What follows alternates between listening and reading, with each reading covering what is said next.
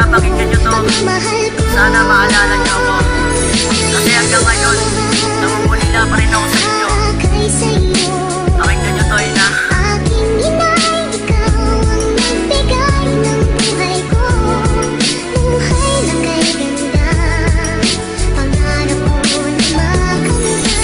Isang taon pa lamang lang iniwan mo na mag-isa sa aking lola at tinalikuran mo ang iyong responsibilidad bilang ina ko. Tanong ko lang kung ba't ganito, ano bang kasalanan ko?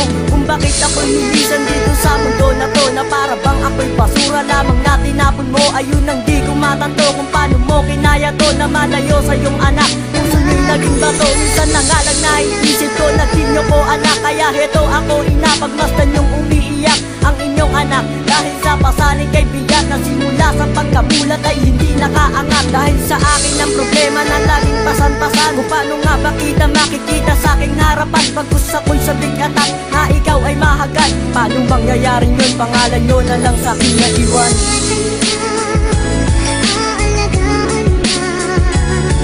Sa puso ko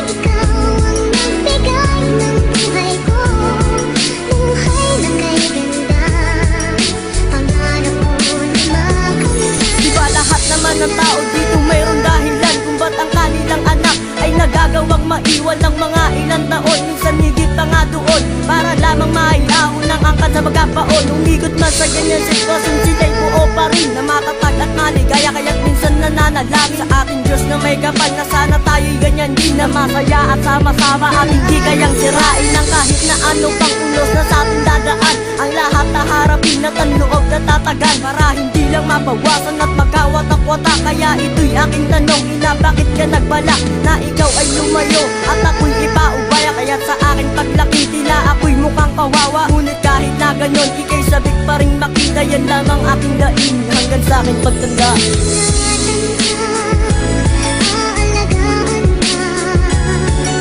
sa puso ko.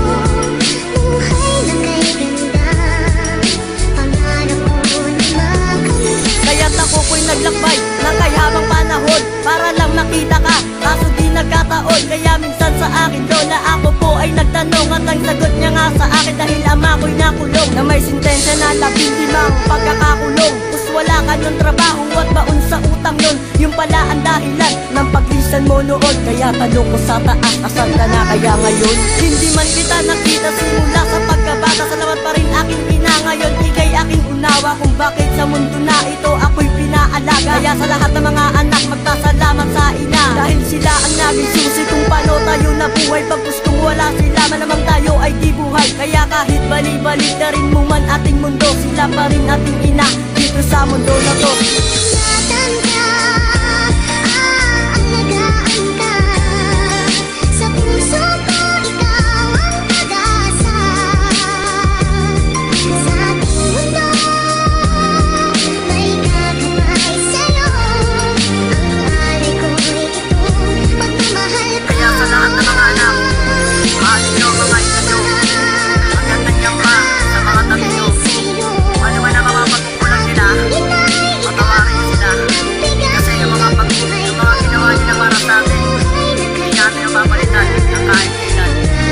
Salamat nyo sa mga inyo, kasi ang gumagawa ng ikagaganda ng buhay nyo.